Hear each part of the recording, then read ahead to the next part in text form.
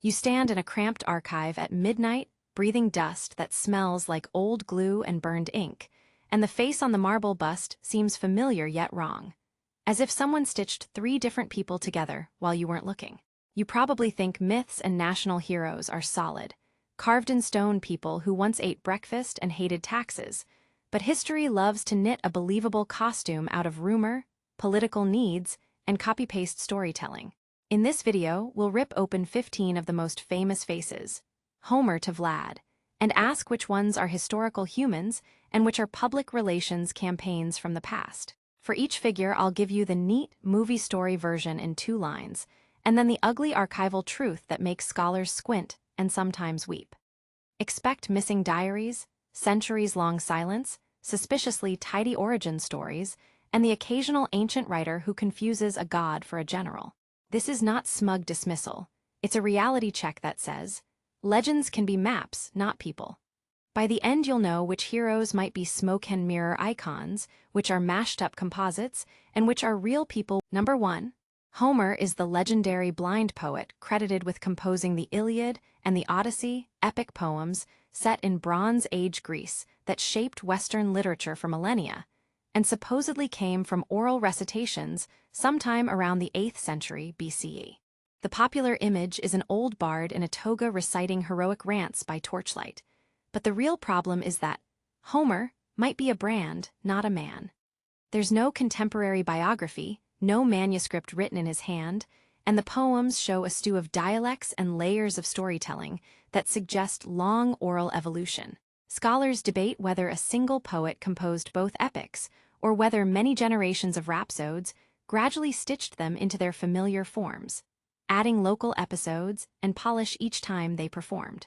Textual inconsistencies, repeated lines adapted to meter, and archaic anachronisms indicate an oral tradition frozen into text centuries after the events it describes. Political motives later turned these epics into cultural identity tools for various Greek city-states, which allowed the figure of Homer to harden into a single-author myth. So Homer might be a legendary anchor for a shifting body of oral poetry rather than a flesh-and-blood author, or possibly a handful of poets whose stories were fused together over time. That makes the image of a single blind genius more romantic legend than verified history.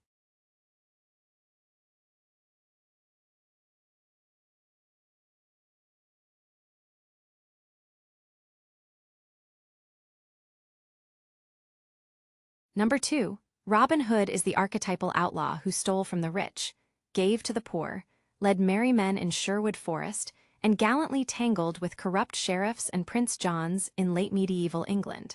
The trouble is that the earliest ballads and references don't agree on a single name, time, or even a permanent social mission. Early versions portray him as a dangerous thief, a yeoman, and sometimes a socially disruptive rebel rather than a noble redistributor. Historians point out that the Robin figure likely collects traits from several real forest outlaws, local rebels, and romanticized folklore that blossomed into a neat hero when later writers needed a symbol of English common law values. The tales were revised and sanitized in the 16th through 19th centuries for political theater, censors, and children's books, which scrubbed out bloodier or more politically inconvenient elements. Some candidates for an historical Robin show up in court roles, but none match the hero of legend cleanly. Instead, we see a patchwork of names, places, and crimes sewn into a single, marketable mythology. So Robin Hood might not be a historical person at all, but an evolving outlaw archetype that answered changing cultural appetites. That means when you picture him snatching a purse, you're probably looking at a folk collage rather than a single, real-life archer. Number 3. Mulan is celebrated as a filial daughter who took her father's place in the army, disguised herself as a man, fought for a decade, and returned home without anyone discovering her secret. Her story is set in early medieval China and has become a cultural icon. The problem is the earliest accounts of Mulan are a short folk ballad from the Northern Wei period, not a contemporaneous historical record, and later dynastic chronicles expand and embellish her tale in ways that reflect later values. Historians argue Mulan could be an archetypal figure drawing on many women who actually fought, or a literary device used to explore themes of loyalty, gender, and statecraft, rather than a single identifiable person with verifiable service records. The military annals of the periods in question make no mention of a woman whose deeds match the legend, and the place names and timelines in ballads shift depending on the storyteller's political taste. Some scholars suggest the story was repurposed by later officials to promote patriotism or idealize filial piety, so elements were polished to moralize rather than to document. In short, Mulan likely exists as a powerful narrative composite, a mirror reflecting shifting ideas about duty and gender rather than a verifiable lieutenant with a pension. Number 4. Pythagoras is known as the proto-mathematician who discovered that the square of the hypotenuse equals the sum of the squares of the other sides, founded a mysterious school, and preached number-based cosmology in 6th century BCE, southern Italy. But the historical Pythagoras is frustratingly elusive. No writings survive under his name, and our main sources are centuries later and heavily colored by the cult-like Pythagorean community that guarded doctrines as secrets. Ancient writers mix biography with legend, attributing mystical rules, vegetarianism, communal property, secret rituals, and miraculous acts to him in ways that read like hagiography rather than biography. Archaeological and textual evidence suggests his school may have been a loose association of thinkers, and theorems attributed to Pythagoras might actually be the work of later mathematicians who retroactively credited the name for authority. There's also a pattern of conflating a philosophical religious movement with a single founder, which the ancients loved to do because it personalizes complex intellectual currents. So the Pythagoras we know is likely a silhouette built from several people's teachings and later mythical accretions, a living brand for a mathematical tradition rather than a neat, fully documented inventor. Number 5. William Tell is the Swiss folk hero who supposedly refused to bow to a tyrant's hat, shot an apple off his son's head with a crossbow, and sparked the Swiss Confederation's founding rebellion in the early 14th century. The problem begins with sources. The first full account comes from the late 15th century, 2 centuries after the events it claims to describe, written by chroniclers with clear nationalistic agendas. Swiss historians point out that earlier records of rebellion and alliances in the region don't mention Tell, and the motif of the apple-shot outlaw appears in other European tales, which hints at a shared narrative stock rather than a unique local incident. Political operatives in the later medieval period had every reason to invent or amplify a founding hero that personified resistance to tyranny and social unity. While it's possible real archers showed civic courage, the Tell story reads like a foundation myth crafted to give the Confederation a dramatic origin scene. In short, Tell might be an invented or heavily dramatized composite built out of borrowed folklore and patriotic storytelling rather than a single, verifiable marksman. Number 6. King Arthur is the legendary leader of knights, courtly chivalry, and the quest for the Grail who supposedly united post-Roman Britain and fought Saxon invaders, with Camelot as his glittering court. The real issue is that Arthur first strides into the historical record as a shadowy figure in late 5th to 6th century Welsh poetry and chronicles. Then later writers turned those fragments into a full-blown romance filled with magic, courtly love, and Arthurian pseudohistory. Early mentions are brief and military in tone, possibly referring to a warlord or a composite of leaders. Later medieval romances layered French chivalric ideals and Christian symbolism onto that skeleton, creating a medieval celebrity far removed from whatever kernel of history existed. Archaeology offers no smoking gun that pins Arthur to a specific grave or fortress, and many proposed sites reflect nationalistic wishful thinking more than concrete evidence. Political motives in Norman and later English cultures used Arthur as a legitimizing ancestor for kingship and empire, which incentivized myth amplification. Consequently, Arthur may be a composite hero and narrative scaffold that helped successive generations process identity and politics, not a single, fully attested historical monarch. Number 7. Lilith appears in some Jewish folklore as Adam's first wife who refused subordination, fled Eden, and later became a night demon who steals babies and seduces men, often depicted with wings and a terrifying gaze. Initially, Lilith's name shows up in Mesopotamian and Babylonian demon lists and nocturnal spirits, but she's absent from the canonical Genesis creation story until later mystical and folkloric expansions grafted her onto Adam's narrative. The character's history looks like a tangle of borrowing.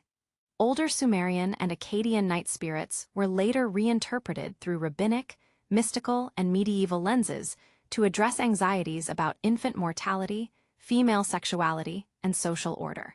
Lilith's transformation into Adam's rebellious first wife seems to appear in medieval texts, including the alphabet of Ben Sira, which reads like a satirical or moralized parable rather than history. Cultural and theological motives, controlling women's roles or explaining tragedy, likely shaped Lilith into a reusable monster myth. Thus, Lilith is best understood as an evolving mythic figure stitched from older Mesopotamian demons and later social commentary, rather than a historic person who once argued about bedsheets. Number 8. Prester John was a mythical Christian priest-king said to rule a fabulously wealthy kingdom somewhere beyond the known world. First placed in India, later in Ethiopia, who supposedly wrote letters promising alliance against Islam during the Middle Ages. The trouble with his existence is that Prester John is a name used for a political and religious idea rather than a recorded sovereign. The famous letters claiming to be from him were almost certainly fabrications or misattributions circulated to inspire crusading hope and diplomatic overtures. Medieval mapmakers and chroniclers loved the image of a powerful Christian potentate in the East because it offered both comfort and propaganda, a mirror image ally against their enemies, and a blank canvas for exotic wonders. European writers recycled travelers' tales, misunderstandings, and exaggerations into confident reports of cities of gold and monstrous peoples, which then reinforced the myth. The later identification of Ethiopian rulers with Prester John shows how a legend can be culturally claimed and refitted to serve diplomatic goals. In short, Prester John reads as a medieval geopolitical fairy tale, a useful fiction that filled gaps in knowledge and hope, not the tidy historical ruler his letters suggest. Number 9. Laozi is traditionally credited as the author of the Tao Te Ching and the founder of philosophical Taoism, a musty-bearded sage who left civilization on an ox and handed a timeless philosophy to a guard before vanishing. But the historical footprint is shaky. The Tao Te Ching likely accumulated over time from multiple authors and oral fragments, and the name Laozi, literally Old Master, might be an honorific rather than a personal name.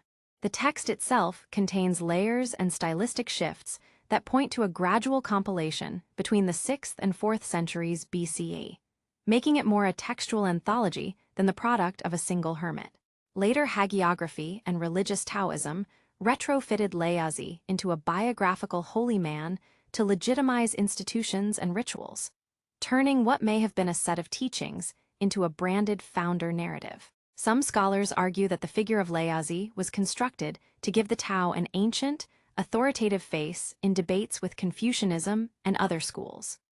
Therefore, Laozi might be a symbolic or composite figure representing a tradition rather than a verifiable historical individual who penned a single classic in a single sitting.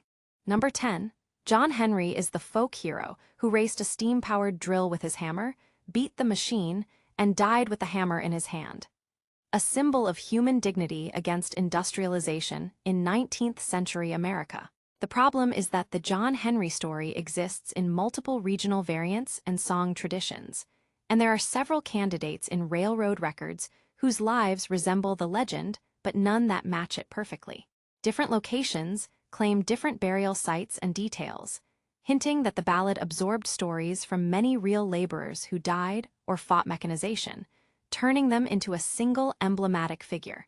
The song also served as oral social commentary, grist for political speeches, and a rallying myth in union organizing, which encouraged embellishment. Some historians think John Henry might be an amalgam based on multiple African American steel drivers, a heroic archetype that communities used to process loss and resistance rather than a single documented man who literally lost to a machine at a particular site. So John Henry probably exists more as a musical and moral symbol of workers' struggles than as a precisely recorded historical individual. Number 11. The Amazons are the fearsome female warriors of Greek legend who lived beyond the known world, fought heroes like Heracles and Achilles, and represented a dangerous reversal of gender norms with their all-woman societies. The archaeological and historical reality is fuzzy. Ancient Scythian and Sarmatian grave excavations show that women sometimes fought and rode in warlike cultures on the Eurasian steppe, which likely fed Greek stories of female fighters. But the classical accounts also add layers of fantasy, matriarchal utopias, ritualized battles with Greeks, and exotic customs that align more with Greek anxieties and narrative needs than with consistent ethnographic reporting. The Greeks often used the Amazons to explore gender boundaries and the otherness of foreign peoples, which meant amplifying or inventing features that made the Amazons dramatic foils to Greek heroes. As a result, the myth probably merges kernels of truth, real fighting women in certain nomadic groups, with decades of storytelling, metaphorical use, and cultural projection. So the Amazons are not a single, monolithic nation, but a mythic category inspired by real practices blended into an archetype that served storytelling and ideological purposes.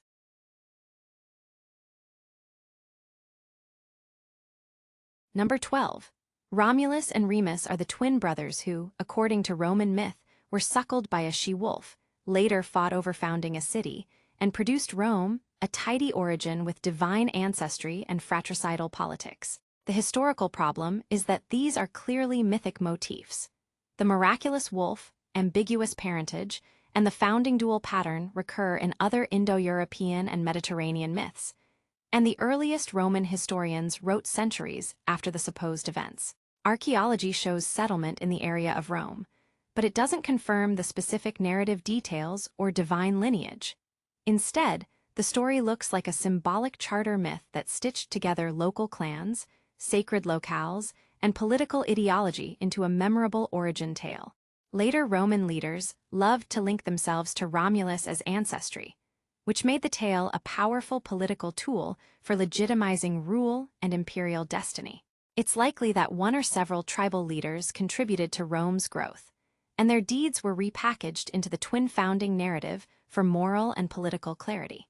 Therefore, Romulus and Remus function as mythic founders embodying cultural values, rather than neatly attested historical individuals with verified deeds exactly as told in legend. Number 13. El Dorado was the Spanish-era obsession with a city or ruler coated in gold.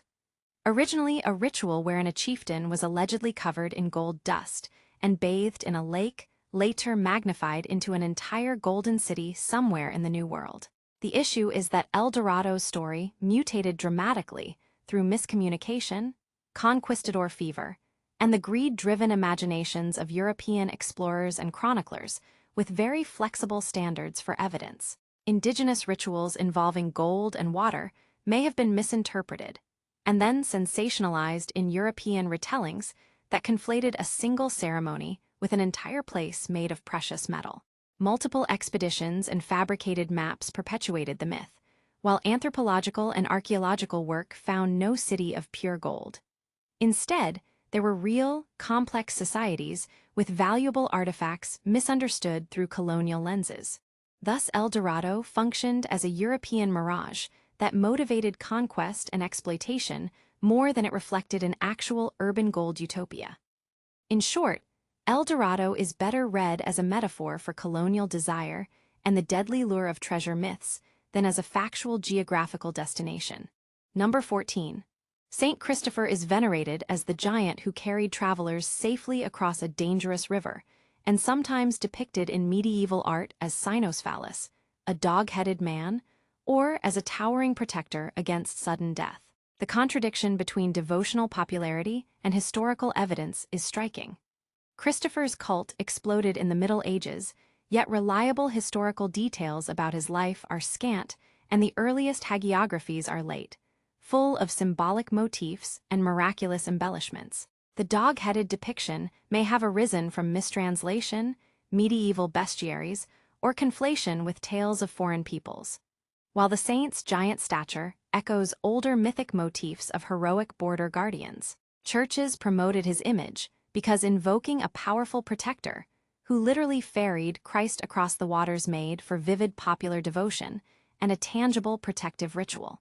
Modern scholarship tends to see Saint Christopher as a devotional construct that amalgamates travelers' prayers, folk symbolism, and a handful of late medieval stories rather than a clearly documented martyr with solid contemporary records. So Saint Christopher is a potent devotional image and cultural artifact, more than a historically verifiable single person. Number 15. Vlad III the Impaler was a 15th century Wallachian prince famous for brutal punishments, particularly impalement, and is widely believed to be the historical seed for Bram Stoker's Dracula and the bloodthirsty vampire stereotype. The complicating truth is twofold. Vlad certainly existed and left a trail of contemporary documents and chronicles describing ruthless tactics, but the Dracula myth grafted on centuries of Gothic imagination, Romanian folklore, and foreign propaganda that exaggerated or demonized his actions. Ottoman, Hungarian, and later European accounts often amplified atrocities to serve political ends, while folk tales and later Romantic writers turned his name into supernatural horror, erasing nuance about medieval warfare, norms of punishment, and regional politics. The historical Vlad was a harsh, sometimes effective ruler defending territory against Ottoman pressure. The Dracula figure layered vampiric caricature, sexualized terror, and Victorian anxieties on top of him. So Vlad is one of those rare cases where a real person exists but becomes almost unrecognizable under mythic accretions. A documented prince turned literary monster whose biography needs disentangling from sensational legend. Across these 15 cases, we've seen the same recipe. A few real events, a handful of political or religious needs, centuries of oral alteration, and then a final frosting of national or literary taste that hardens rumor into legend. Some figures, like Vlad, were undeniably real, but were stuffed into fantastical costumes by later storytellers, while others, like Prester John or El Dorado, functioned mainly as collective hopes and fears that drove explorers, priests, and chroniclers. The moral isn't that myths are pure lies. They're cultural machines that package memories, anxieties, and aspirations into sharp, shareable stories that can outlive the messy human truth.